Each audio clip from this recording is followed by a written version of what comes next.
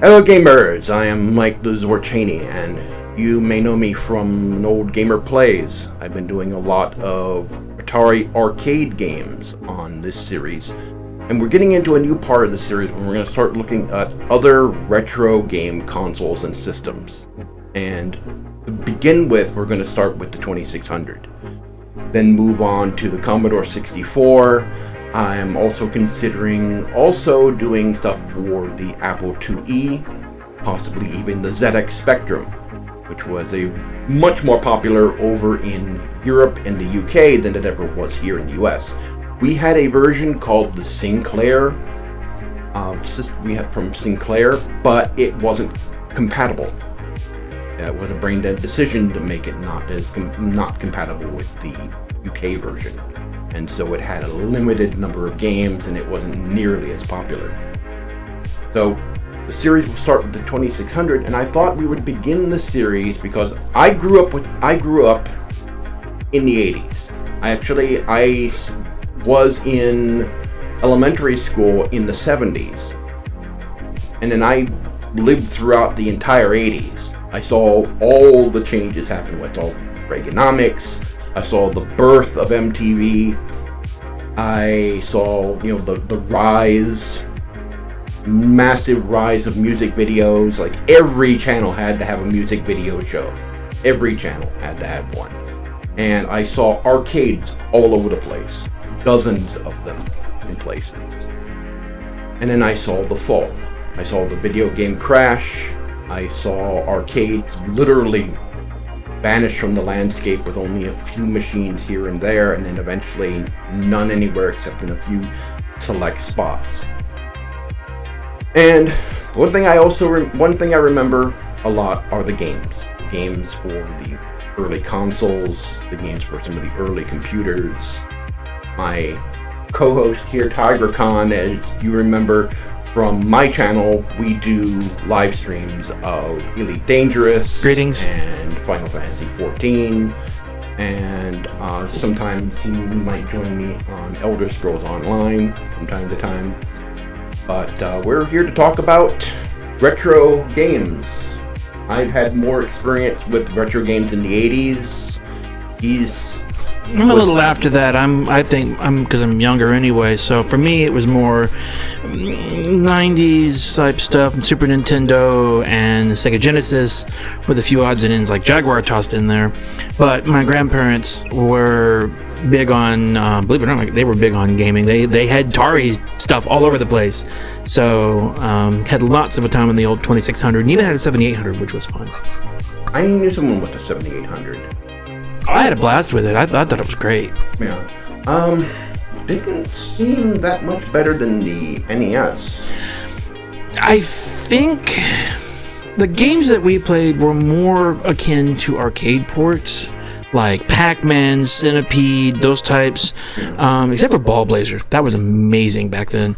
I had a blast with that.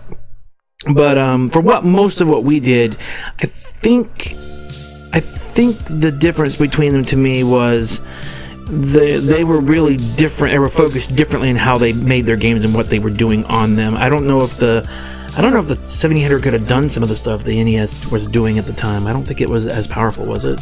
I believe the 7800 was based on the hardware of some of Atari's computers at the time. It might have could have if it had the right software. Hardware.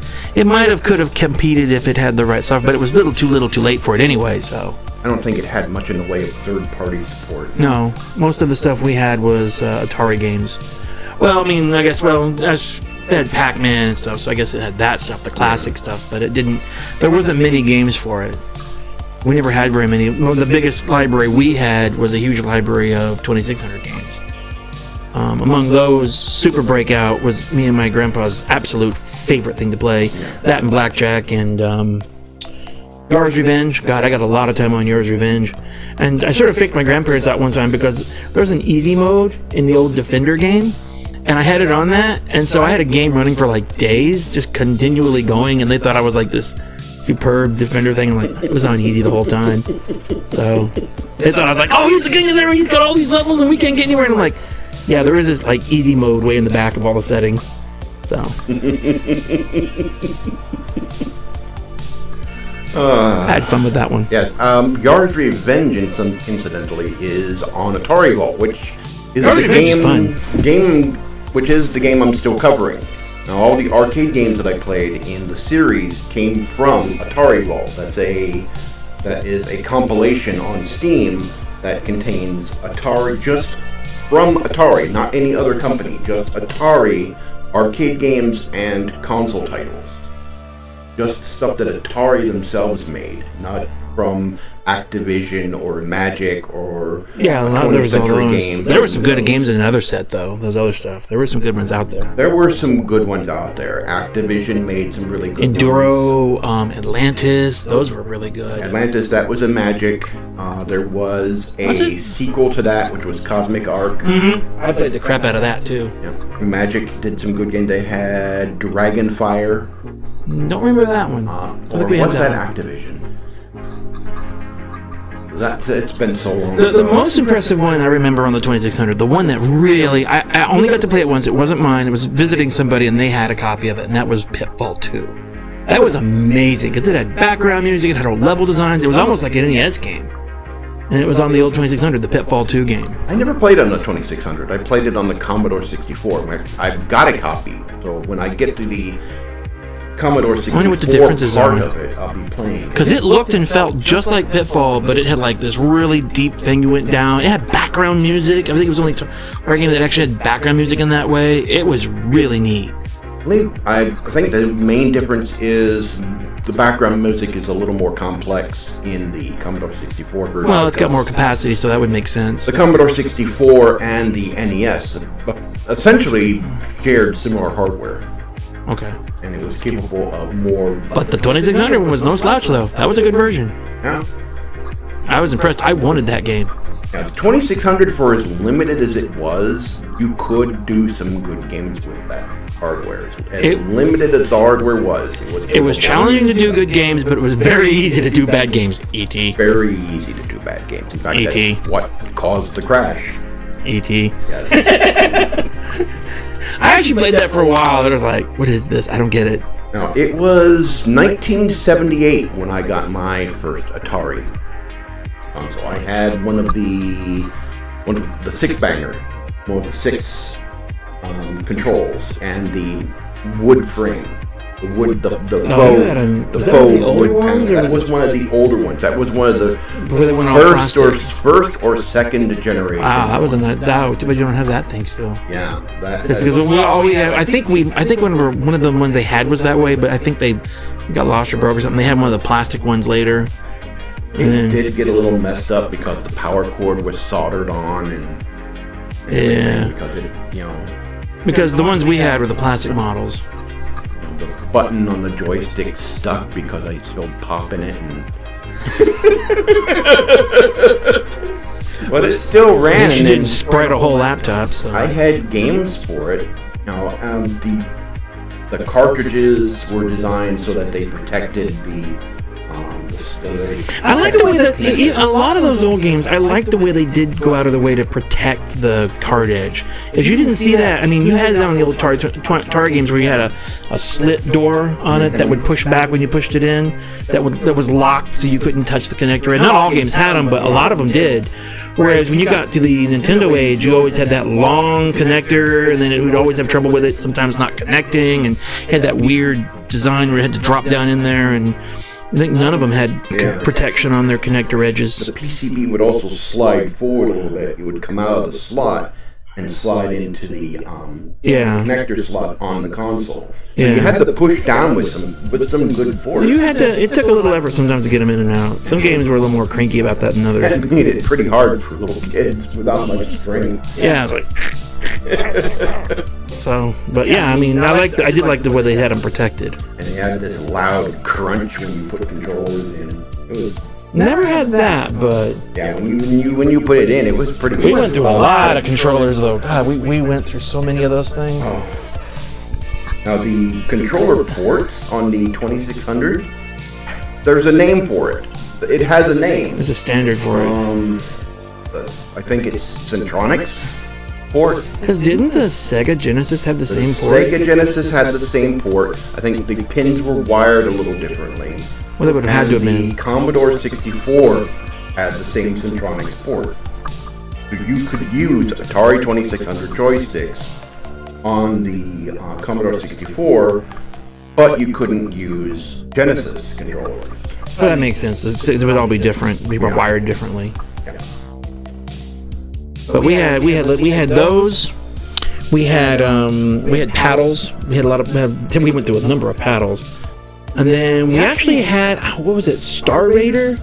We actually had the control panel for the Star Raider game.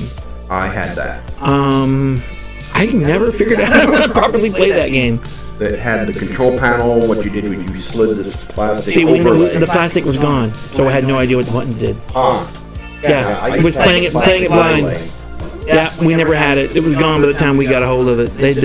I think we might have got it at most of the stuff. A lot of the replacement parts we had were usually like from flea markets or yard sales or something. That's where a lot of times we get replacement parts from.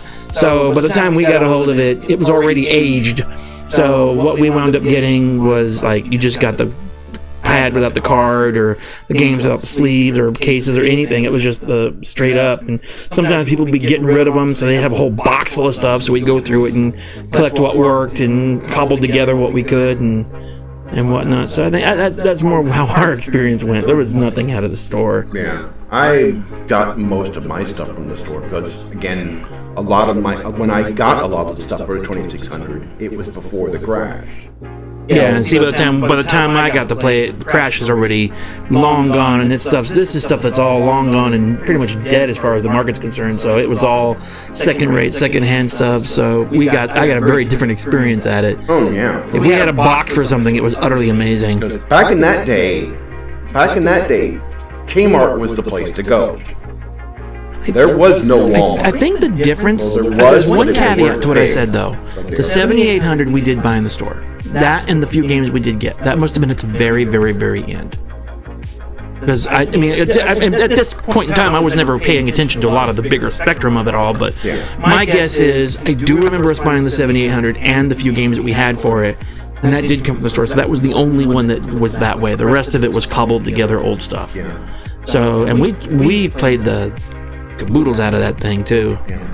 Back then, when I was little, Kmart was the store to go to.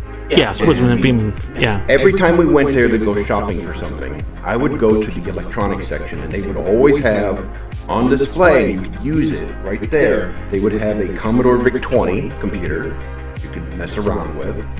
They also had this big kiosk, and what you would do, you could push a button, change the games, and then they had the joysticks, they had the paddles. You could try different games. They had like 100 different games on it.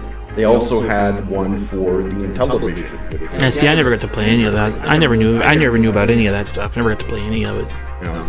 I just slightly before my time, but just a little.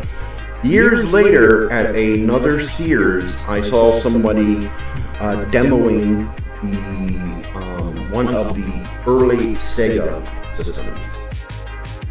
Was it like a Master System or the Genesis? It may have been the Master. It was the Master System. This was before. See, I didn't even know about Sega until I saw Sonic at a Target. I mean, that was literally the first time I ever saw Sonic. Or anything Sega at all. I never even knew of its existence until we were going to a Target one time, and it was with my grandparents, and there was this demo of Sonic the Hedgehog, and I was just floored by it, because that was like nothing I'd seen on the not Super Nintendo, but the NES. I was like, whoa, this is a whole nother ball game right here. What is this? And so after a long bit of pestering, my grandparents finally got me one. So, and games for the 2600 back in the day were 80, 90, even $100, depending on the game. Hard to imagine. Yeah, they were expensive. Now after the crash, their price went down. I was able to get like yard sales and flea markets. Some places like Toys R Us were still selling some of the games. That's how I got Star Raiders with the. So you got the package. I never got And I did have E.T. It was terrible. E.T. No. It was extra terrible. E.T. Raiders of the Lost Ark on the 2600 actually wasn't that bad. Never saw that one. Don't think I ever saw that one. Yeah. A friend of mine had Star Master from Activision. That was a pretty good game. Activision games on the 2600 were They were generally pretty good. They were Most of the generally Activision games we had, if I'm recalling, really were pretty good. Most people watching this know Activision from Call of Duty. They know them from, with Treyarch. They've been around a long time. The other company that's producing their Call of Duty games. Activision actually started on these early systems. They Yeah, they've been started around on a the while. 2600. They released some games for the Commodore 64, some of the Atari computer lines. They got started back then. So did Electronic Arts. Yeah. The reason why I am so hard on EA is because I remember them as a company that actually were passionate about the games they made. They made really good games. They were passionate about them. They were a company made up of gamers. And you could feel it in the game that they actually cared about what they were making when you played them. But they were that good. And today, you don't feel that in their games. Their games are just... They narrowed. This soulless glamour. When I say they narrowed, it's a term that we use around here when we're talking about something that's gone corporate in terms of... There was a software package called Neuro Burning ROM. Early on, it was really, really good, and then they just... At some point, they got corporate somehow, and they just got terrible, and it was just garbage after that. So it became the term, became a meme they narrowed. It became a bloated mess. Yeah. So when I say narrowed, that's what I'm referring to, is where it went corporate, became a bloated mess, and just became an absolute nightmare. Yeah. So that's what I mean when I say it's just a quick way of referring to all that kind of happening. So yeah, EA sort of narrowed. Yeah, they narrowed big time. I mean, it's amazing how far they've fallen. And I still don't forgive them for what they did to Spore. Oh, you had to mention Spore. Spore, and then the whole travesty that was the Dungeon Keeper mobile game. Great, now you got me thinking about SimCity too. Oh, and SimCity. How they basically... Travesties and tragedies all rolled into They one. basically killed SimCity. And now another company is taking over their mantle. An indie company, a small indie company. Love them or hate them, it's still better than what EA was doing. Oh. So... But, yeah, after I remember a lot of EA's early games. They had more games on the Commodore 64 than they did the 2600. In fact, I don't remember any EA games on the 2600. They were mostly stuff on the Commodore 64 and Apple II. What was Pitfall? Pitfall... Activision. Okay. The original Pitfall was Activision, Yeah. and Pitfall 2 was also Activision. Yeah, not certain. EA had a What Enduro? Enduro that was also Activision. Oh, okay. So I paid less attention to the companies than I did the game. Activision really had a lot of 2600 games. Like, the reason why Activision even came to be was because Atari would not let developers would not put developers' names as credits on the box art or in the game itself. So what they did was that wouldn't fly today. Some people left Atari. They went and started Activision, and they basically turned game developers into celebrities. They put their names and faces on the box for who they were, who created the game. What was his name? The guy that created Pitfall. Somebody Craig. It's been so long. He was pretty well known because he also worked on a lot of other game titles. I think it was River Raid. He worked on that. Was a classic Activision game back then. I'm not sure we had that one. There was Hero. Dude, what else did They we had so many. They had so many. They were considered one of the best developers for the 2600 back in the day. Their games were so well polished. They really knew how to take advantage of the hardware, and so they had some really good visuals, really good graphics in there. For the hardware that was so limited, they did a lot with it. Yeah.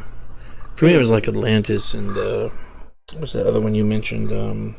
Cosmic Arc. Cosmic Arc. Yeah, Atlantis was good. That was Imagic. That was another company. Yeah, that one was one of my favorites. Back then, to create a 2600 game, all you had to do was know how to work with the hardware. There was no licensing. You didn't have to be a licensed developer for the Atari 2600. Not like today, where you have to be licensed and you have to get a development kit from Sony and Microsoft. They're just playing gatekeepers all they're doing. Yeah, because they know that with nowadays with computer technology, your average gamer could probably outshine some of these larger companies given half the chance. Oh, that's pretty evident when you see all the homebrew games that are coming out for the Atari Jaguar. Well, I was getting to that when you said I was thinking about that, because I was thinking of when we saw that video the other day. I was looking at some of the stuff that they said with the developers who when they released all the stuff, the keys and other tools and everything for the Jaguar, and they were showing some of the games that the developers had made. I'm like, whoa, why couldn't we have had that back in the day? Mm-hmm. It's like, if that had been the system then, they'd have ruled the roost today. Because that system was capable, just nobody knew how to use it, because there's a long story about that. Yeah. I mean, that system... Which is sad, because it was a good system, but that default game that came with it, that's what killed it for me. That, what was it called? Flying space shooter thing where you're over that half-drawn environment. What was it called? Cybermorph. I had an Atari Jaguar for a while, and I just couldn't see any future for it. For some reason, I was like, this ain't working. And I actually took it back to Babbage's, which was a thing at the time. Mm-hmm. And that's when I used the store credit for it to buy my Sega CD. And I played the crud out of that thing.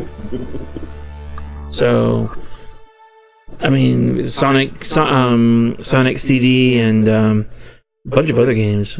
Dark Wizard, Sonic CD, what else? Oh, yes, I did have Sewer Shark and Night Trap. I actually beat them too. Didn't have much of a life back then, so. It's like someone's trying to re-release a new Night Trap. Oh God, please no, don't. Just don't. Well, you know what they could do? Have a Seinfeld-like comedy, and just have those kind of traps that when somebody told a really bad joke or some other. It's like have the animation where they're, not trapped away. So, after the video game crash, you probably don't remember. You probably don't know that time. I'm not as familiar with what was going on. I mean, I was still in school, and I had a whole lot of other real-life things going on at the time, so I wasn't paying an ounce of attention to any of it.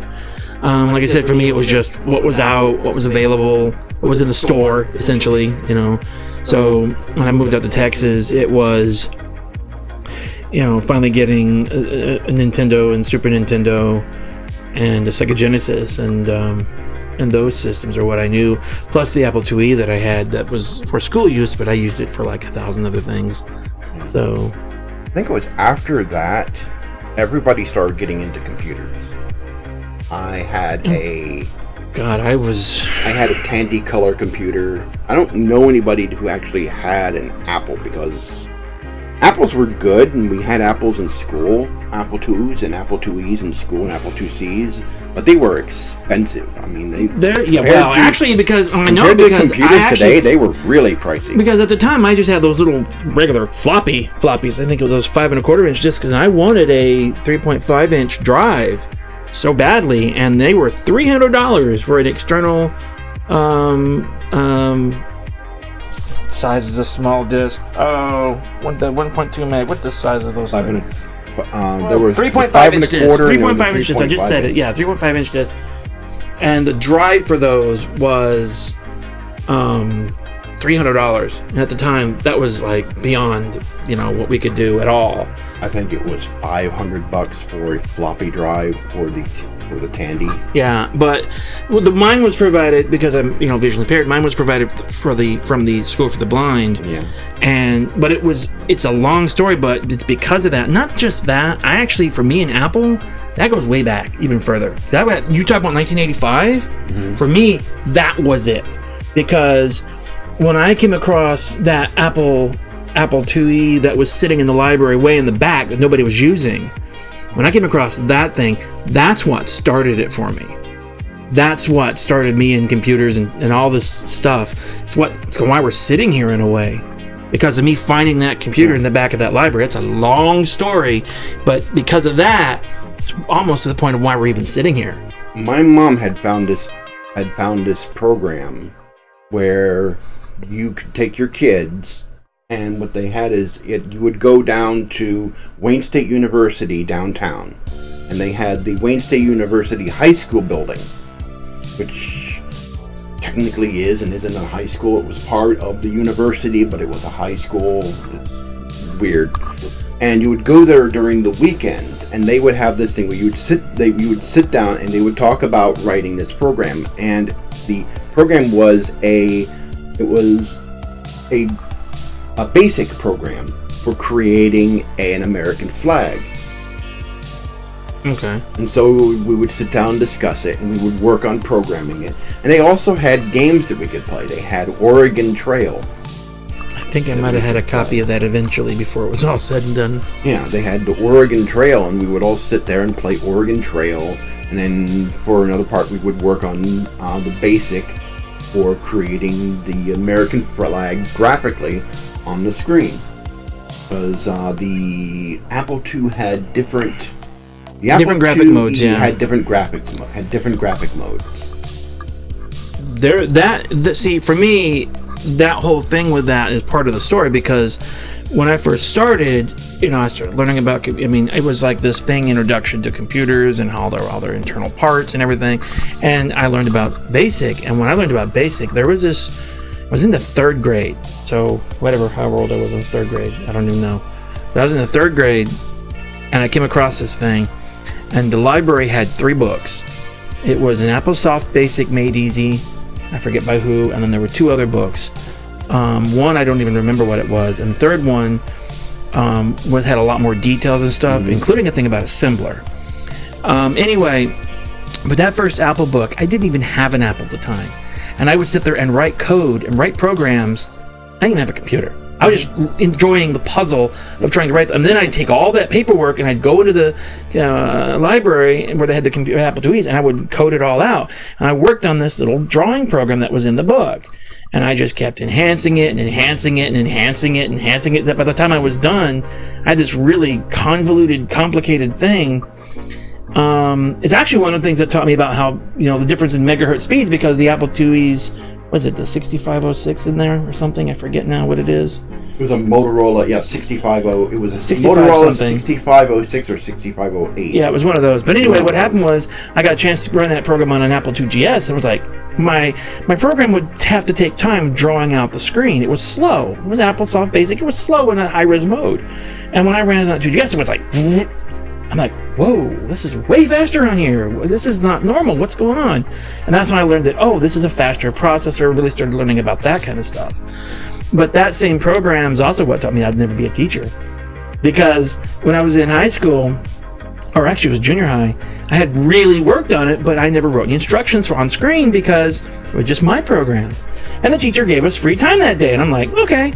So I just loaded up my thing and was going. They had all Apple IIes in there. kid comes over and says, hey, can I play that? Can I do that? And I was like, okay, I got to load it up here, put it over there. And then somebody else says, hey, so-and-so said you can load that up. And I'm like, okay. So I go to his machine. Next thing you know, everybody's using it. Well, somebody pressed Q. Q quits the program and it exits it. You have to load it from the disk again. And then next thing I know, somebody else did it. And I stood up and I said, y'all do me a little favor and just please nobody press Q. Well, all everybody heard was press Q. So, yeah, it's like, and I decided at that point, I'll never be a teacher. I cannot do this. I am not going to do this. So that was but anyway, it was because of that slowness that I wanted to learn it, because I knew that these other programs were written in their language called assembler. And it was that led me to where I worked at for a long time, which led to us out here. That's why I say it's all connected for me. Yeah. The 2GS was a sort of a weird transition. I wanted one. I really wanted one. I liked the 2GS. It was Apple's at the time. I really wanted one. Yeah, it was Apple's attempt to keep the Apple II series going. Yeah. Especially since the Macintosh was already out. Yeah, because it ran everything Apple plus all that new stuff that it had at the time. Yeah. Very Mac-like. It had but instead of a hybrid Mac Apple II is what it was. It was like a hybrid. Yeah, it was, because it had a main CPU unit. The keyboard was separate. It looked like one. It had a mouse. The GUI was like one. It had all the same features. You know, you had all the menus, the folders, and all the icons. It looked just like a Mac, but all your Apple II stuff would run just fine on it. Now, where the Apple II, Apple IIe, and Apple IIc were all in one machine with the keyboard built into the computer. It was a separate thing. It had the keyboard separated out. It had the monitor separated. Yeah, that's right. I remember that. The monitor would sit on a stand, and underneath the stand, you would put the big floppy drive. The floppy drives were huge. Oh yeah, the drives back then were enormous. Yeah. Nowadays they're like little tiny, barely anything. It's like, what is that? A drive or it's like, that's it. Yeah. Nothing. Oh, the floppy drive for the Commodore 64, the 1541, that thing was massive. I don't know what it was for, but I actually, somewhere in a box I've kept as a souvenir, is I have a couple of 8-inch discs, so I could imagine what big the drives must have been for those. Oh, those were really and the thing is, those things hardly store anything. They're like, I think they're like, was it 128 or 64K or something? I forgot. They're really small. Yeah, but the disc is small. really, it's like 8 inches. It's huge. Yeah, that was really early. Yeah.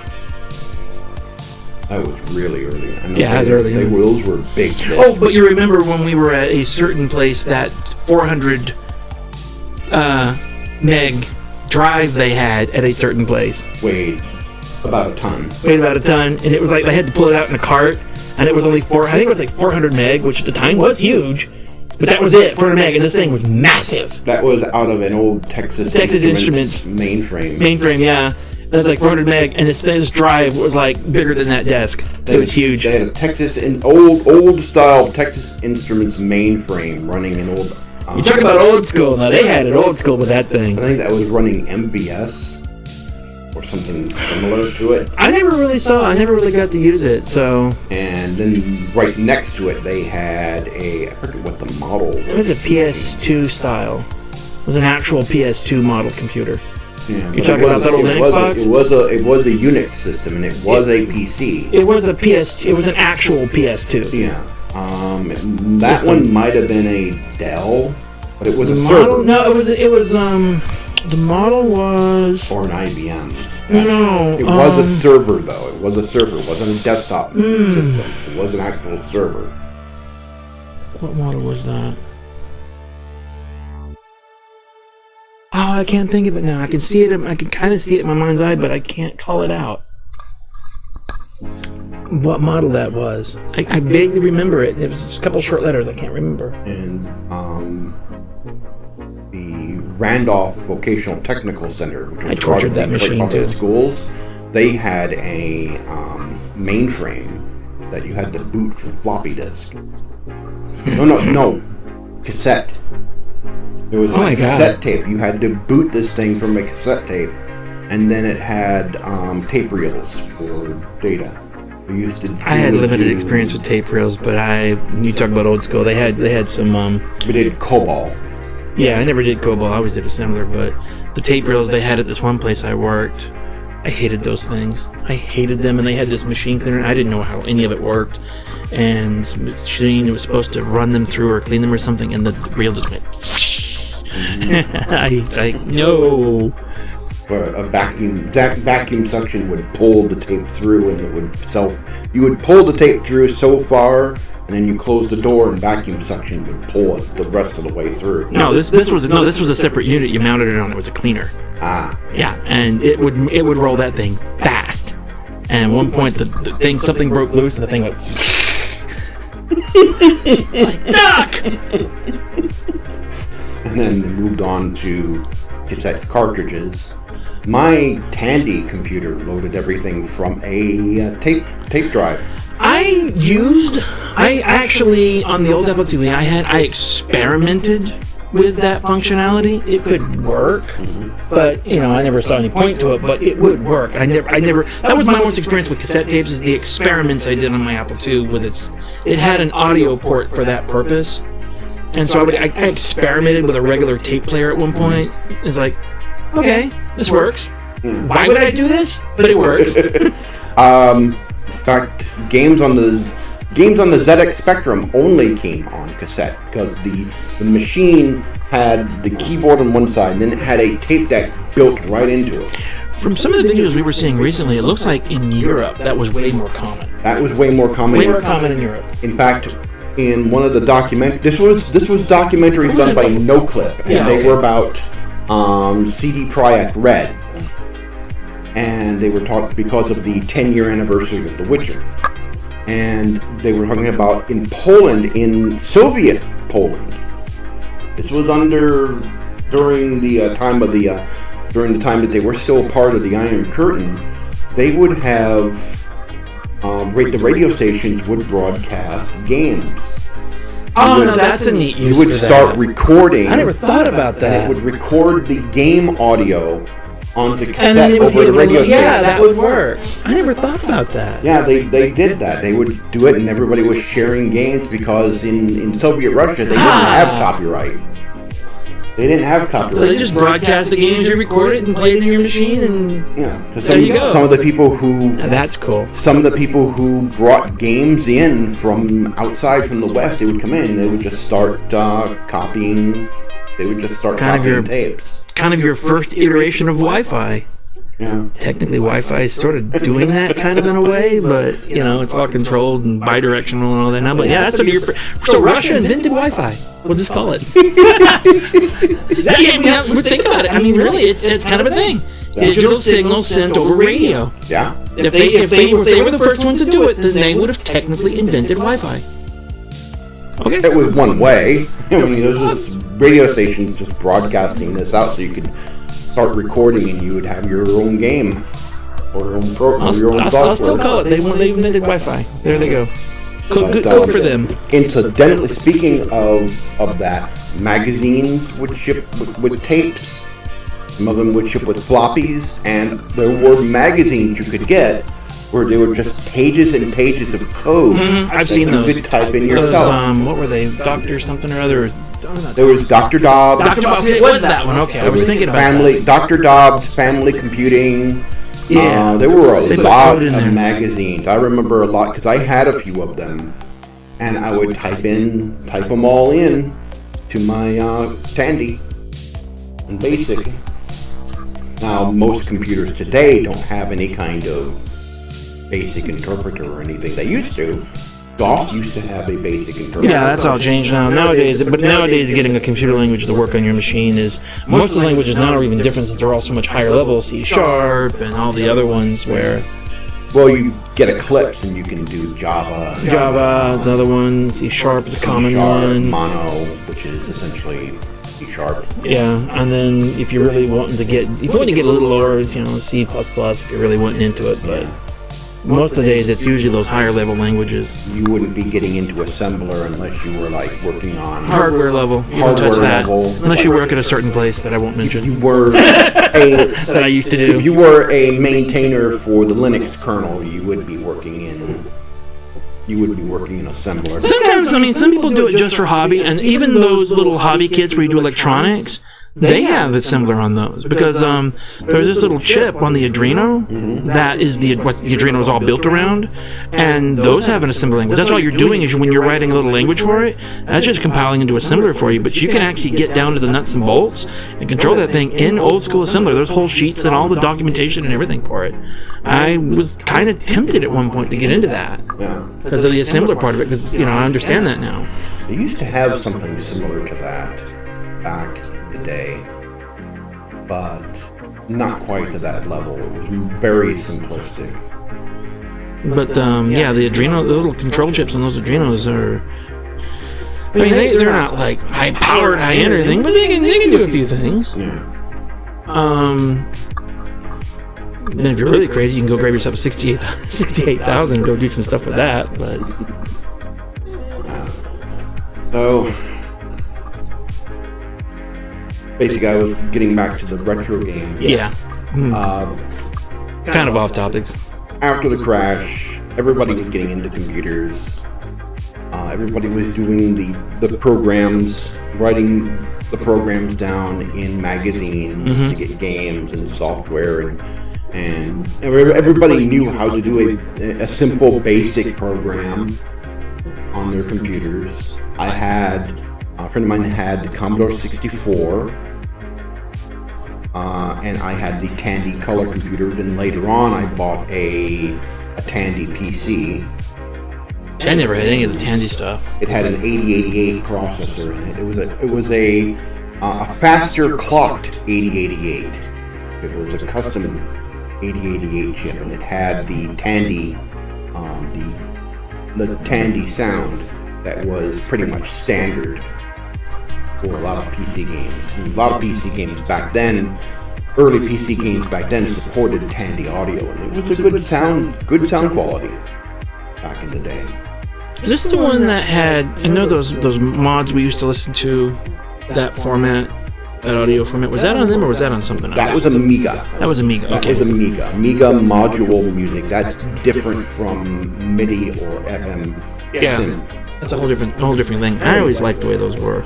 I collected those for a long time. That used specific hardware in the that was also back in the 80s, in the late 80s, early 90s. The early music stuff there. Or where it was hardware-based audio, but the music file would contain the instruction sets for the track, and then samples. Yeah, it contains a lot. It could put in samples. Instead of using wavetable audio, which was built into the firmware for the sound card, or into the driver software. It was a step up from MIDI in a way. It was a major step up from MIDI. Because you could use your own samples. Yeah. And a lot of people used it to great effect, and then they turned it into a software-based product, which got a lot of evolution. Software which evolved. There was some good stuff on there too. Stream Tracker, Impulse Tracker, get all the different ones. I haven't. It's been such a long time since I've used any of that, but it was always good stuff. Yeah. I had a huge collection of it. I knew someone who had an Atari 800. That was an interesting machine. I didn't know anybody who had an Atari ST or any of those machines. Nobody had a Sinclair 2000, which was the US version of the ZX Spectrum, which was vastly more popular in Europe than it was here. Yeah, there's almost like two different completely universes when it came to what I was saying recently, to the US to there. It was totally different. Oh, definitely. They had a lot more games for computers over there. They had the BBC Micro, there was the ZX Spectrum, there was the what was the other one? There was another one that was competing with the ZX Spectrum. There were several, and there were several. Eventually, PC won out overall. Oh yeah, eventually the current console market in PC just dominated everything after a while. The But rival of Windows 95 pretty much. Put that did it, and then 98 just grinded it in even deeper. Yeah. So and then XP, Microsoft just steamrolled everything after that. Apple brought the GUI interface to consumers in the 80s with the Mac, the first Mac. And Microsoft said, "Hey, that's kind of cool. Copy." Which Apple just copied what Xerox had done earlier. No, they're all just Xeroxes. They're all just iterations of copying each other in some form to the point where they're arguing about the trash cans. But you're more a 90s gamer. Yeah, for me it was more more. 80s. Yeah, for me it was more experience in dealing with Nintendo, Super Nintendo, Nintendo 64, Sega Genesis, 32X, Sega CD, a little bit of Dreamcast for a while. The PlayStation era is where I was really getting deeper into it. Now the owner of Gamers Bay, he's going to be covering a lot of Sega Genesis games, whereas I'm going to be covering more of the early 80s stuff, the 2600 games, Commodore 64. I have 500 Commodore 64 games. You'll be at that a while if you're going to review all them. Most of them don't work. Most of them don't work. They're all images because the majority of them you can't even find anymore. The majority of them you can't even get them anymore. I have an image collection of old stuff somewhere, but I cannot find them. Unless you pay exorbitant amounts, most of them you can't get anymore. These are old games from Epix, a lot of different, very obscure companies that no longer exist. And no one owns the rights for a lot of these games. Stuff like that should fall in public domain. When they die off like that, they should just go public. There's one company that's out in Asia that owns a lot of the rights to a lot of Commodore stuff, and they've been trying to resurrect the Commodore brand a few times. The Commodore 64 still sold long after the Commodore 64 was no longer on the market here in the U.S. They were still selling the Commodore 64 over in Asia. They were still selling it in China because game consoles up until recently were illegal. Yeah, they've had a lot of changes over there for them. And a lot of older game consoles have been selling in Brazil for a very long time. So some of those places are just now getting their big game era thing going on for them. Yeah. I mean, like Atari consoles were selling for a very long time down in Brazil, long after they stopped selling them here. And there was even some companies that, I think it was Toycom. There was a company down there that had licenses to produce, a lot of these retro consoles for the Brazilian market, and they were doing pretty well. I know. Well, for them, I mean, in a way, it makes sense because for them, it's all new. Yeah, They've never seen it before, so it's like, hey, that's the neatest, coolest thing around. We don't have anything like that at all, so it's like, yeah, let's go for it. You know, for them, they're just now getting there, even though there's all this other stuff going on.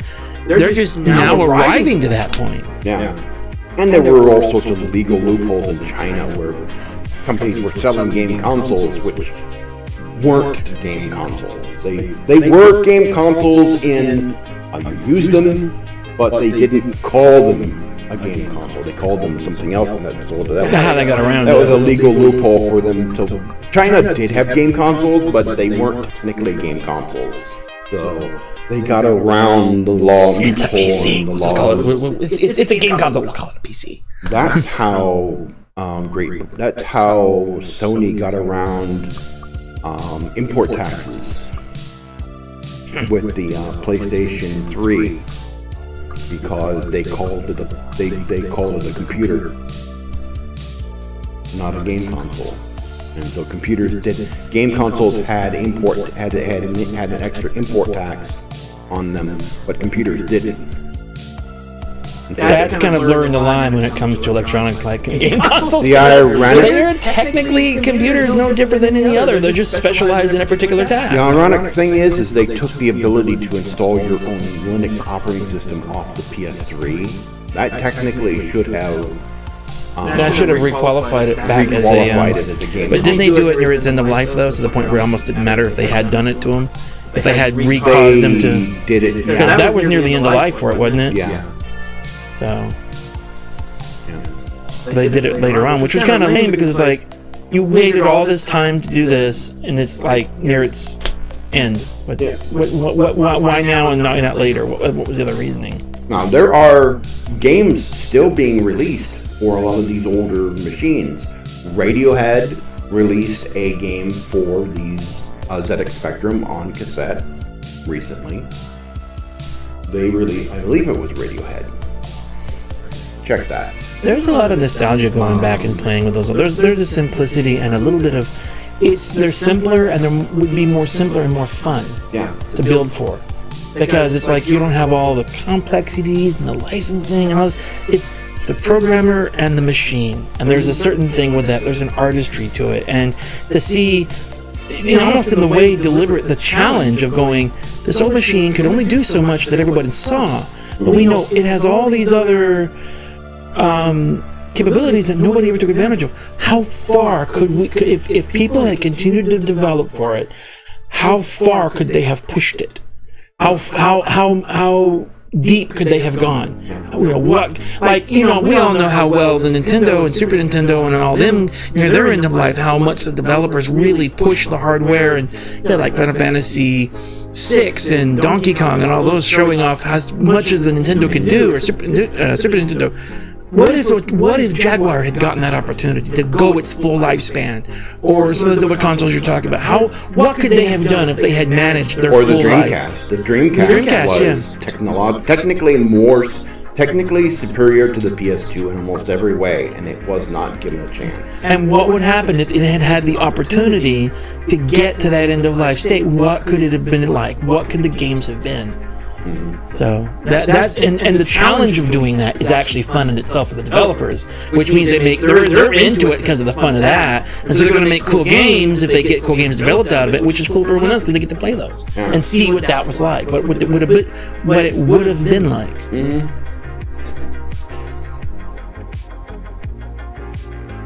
Definitely. I mean, I look at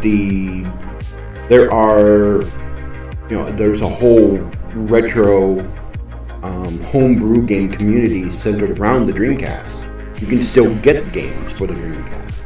In fact, there is one company that still released a brand new game for it. I think it was like several months ago. They released a new game for it. And I believe also there was a homebrew for not just the Jaguar. I knew the Jaguar's got a lot because they've got a lot. They've got a lot. What they're able to do with that hardware is pretty impressive. Yeah, I was very impressed with what I saw with that. It's like the Sega Saturn. The hardware was complex to work with. The Sega Saturn was very complicated system to work with, hardware-wise. Mm-hmm. And working with the Jaguar hardware with their two separate processors, Tom and Jerry, as you mentioned, was difficult to work with, and Atari had little to no documentation. But given enough time, any good developer is going to pull that thing apart and figure out what makes it tick. What corners are hidden and what not, and be able to. And for some people, that alone is a fun challenge, because there are people who just literally would love to take this whole stuff apart and figure out what makes it work, and the challenge of figuring it out is a big deal for some people, and it's just fun. Mm-hmm. For the developers who do this, it's a fun thing to do. Oh, and the Commodore 64 is no different. There's still their homebrew games for the Commodore 64 still being made. Yeah. There's a whole community out there for that. A lot of these old game consoles and computers are being kept alive by their fans. Yeah. Who today are getting into programming. Where the industry and the economy and all of them have passed them on by, and there seems to be no life, but they're still alive in the hands of these few that take good care of them and keep them going. Yeah. So, thanks for watching us just basically talk about a mix of our experiences and some of our tech knowledge. And this was supposed to be a discussion about retro games in the 80s. He was more of a 90s gamer. I grew up in the 80s where there were arcades just about everywhere. There were several arcades in my neighborhood. Then in the 90s, the only arcade that I knew of was the Red Baron arcade on Telegraph Road. But when I was little, there was a huge arcade built in an old warehouse on Michigan Avenue, and there was another one that was down near Michigan Avenue in Wyoming in Detroit. And there was another one that was on Verner near Wyoming, and that was a big arcade. In fact, after it closed, it was still there for years, and you could still see the arcade machines in there. Old arcade. They had Tron in there. They had Defender, and they had a lot of really big, popular arcade cabinets, and they were all still in there well into the 90s. Wow. And finally, eventually, somebody bought the place and turned it into a store. I never knew what happened to those arcade machines. Yeah, because probably sold them and probably made a ton of money if they were still in good condition. They would have been probably, depending on how long they were in the environment inside, they might have been a little messed up, but it depends. Yeah, it depends, especially that Tron machine. Yeah. Because it was with the light up joystick. The one like you saw in the movie, because I remember seeing one and it looked like it did in the movie. It looked just like that, I believe, didn't it? Because there was where he was on that one, I believe it was the light cycle game, but that's what the cabinet actually looked like. Yes, there were there were different phases. There was the light cycle, then there was the discs, the light cycle, the discs. And then there was another one where you were standing in a light shaft and you had to turn a knob to control your arm to shoot blocks that were coming down at you in a shaft. Which, that was never a part of the movie, but oh well. Yeah. But, that was one of the few that never stopped anything before. Beat. It was one of the few arcade games I was actually ever able to beat. I'm not sure I ever really beat any arcade ones. Most of the ones were the old style ones that usually never had an ending. So. Yeah, they usually never had any, like Pac-Man. I always considered myself beating Pac-Man if I got to the junior animation at the end. That's how I always considered me beating Pac-Man. Because there wasn't really much after that. Yeah, and then there was Space Invader. Actually, I played Space Invaders at the Renaissance Center for the first time. There used to be an arcade there. It's gone now. There used to be an arcade there. I played Galaga for the first time there. And I played Battlezone for the first time. I played Battlezone. Oh, what was it called? It was a Battlezone game. The one I had on the Sega CD. That was one of the other ones I could remember. That was Stellar Fire. Stellar Fire. Okay. The PC version had a different name. I forget which. That one I enjoyed. I knew it was one I was forgetting on there. But for me, by the time I got around to noticing any of this kind of stuff, the arcades were all gone. Most time, whenever I got to play a coin-op, it was usually at the laundromat. Usually Pac-Man and Galaga, which was great because they were my favorite games anyway. So yeah. So the Atari Arcade series is done. It's finished. That I did all the games from Atari Vault in that series. So now I'm going to be moving on to the Atari 2600 games in Atari Vault. Now, one of the reasons why Tygra Kahn's here talking to me is because he's going to be joining me for some of these, because some of these early Atari 2600 games were multiplayer only. Yeah, Most there of were them there were a few. Yeah, that were a lot of them were multiplayer. So he's going to be joining me with his game because Atari Vault does online multiplayer for the multiplayer games. So he's going to be joining me from his machine, just like he does with Elite Dangerous. So thanks for watching, and the first episode of the series with the game Combat will be coming up soon. So if you like this video, you'll give us a thumbs up. And also, remember to consider subscribing. Is Combat 2 in there? Yes, we do. Because that one was fun. Because that one had a lot more maps on it. Yes, we have Combat 2. You're in trouble. You're in trouble. Oh, I played the Game heck on. out of the original Game on. You're Combat. in trouble. Once I get things sorted out, yeah, game on. But if you want to get notifications of any new videos here on Gamers Bay, hit the subscribe button, and remember to click the bell button so you get those notifications. Ding dong. Maybe doing some more live streams here in Gamers Bay, and we'll definitely be doing more Elite Dangerous live streams on my channel, Zorch Central. And also, interestingly, if you're interested in trying the original Elite, you can get it for free from Frontier Developments on their website. You can get the original 1980s version, original 1984 version. It's on there for free. I am so tempted to go with a snarky comment with that right now, too. And they have a Mac version as well, the original version on Mac. Bug-free version. Yes, and also I will be, in the coming weeks, I will be working on the first episode of a new series on the Zorch Central VidMe channel of Game Shame. Now, some of you might be familiar with Glowing the Professor on Zorch Central. Well, Game Shame is a similar premise, and the first episode will cover Frontier Developments. Why? Well, you hear the story of Elite Dangerous and the game's problems and how the developer could avoid these problems. They've earned their first spot. They've earned it. They've earned their first spot. They've worked really hard for that first slot. Yes. So watch for it. That episode will premiere here on Gamers Bay, and then the rest will be on my channel on VidMe. So check out Zorch Central, and you'll see. Incoming message. Captain. Incoming message. Appropriate. So, Thank you, Mr. Worf.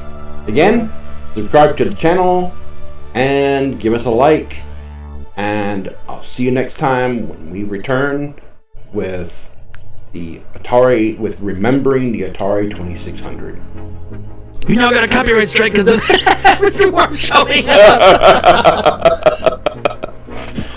up. See you guys next time.